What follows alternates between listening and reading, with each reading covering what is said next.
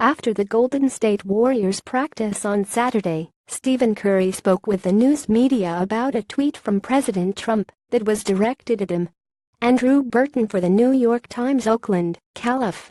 Stephen Curry of the Golden State Warriors said he awoke Saturday morning to about 20 text messages from friends who were expressing their support for him. At first, he said, he had no idea what they were talking about because he had not checked social media. Then he saw President Trump's tweet. Surreal, Curry said. One day after Curry told reporters that he would rather not accept an invitation to visit the White House because of his objections to the current administration's policies and rhetoric, Trump tweeted that he was revoking any invitation because of Curry's remarks. I don't know why he feels the need to target certain individuals rather than others, Curry, a two-time NBA Most Valuable Player, said at a news conference after the team's first practice of the season. I have an idea of why, but it's kind of beneath the leader of a country to go that route.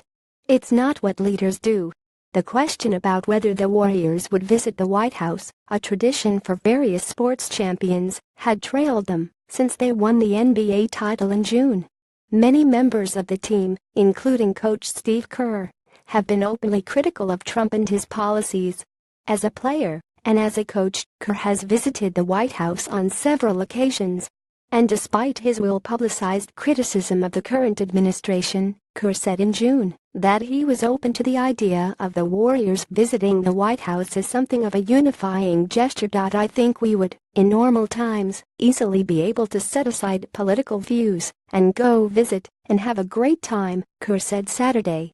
But these are not ordinary times.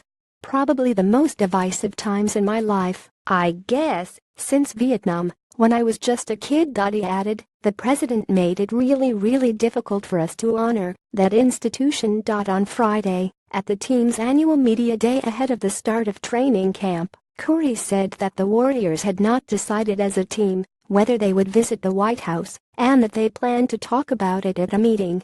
But Curry said that, if it were up to him, he would not go. That seemed to be the consensus among the players.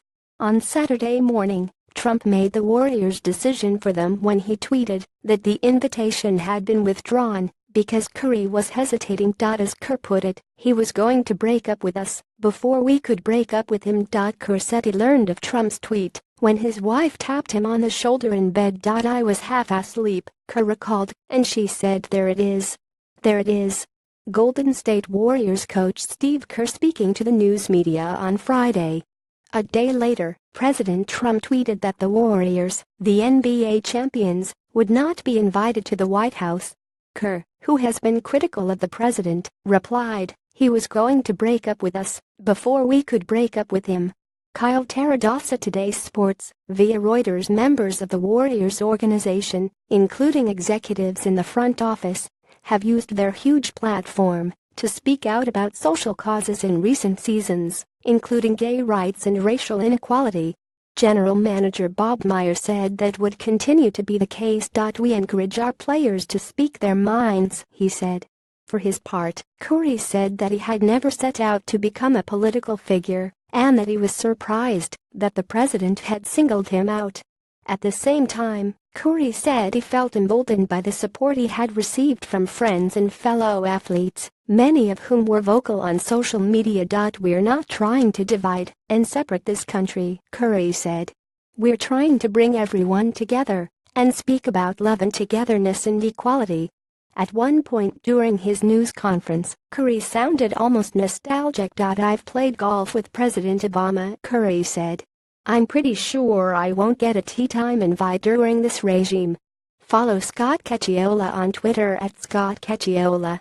A version of this article appears in print on September 24, 2017, on page SP5 of the New York edition with the headline Warriors Weather a Presidential Snub.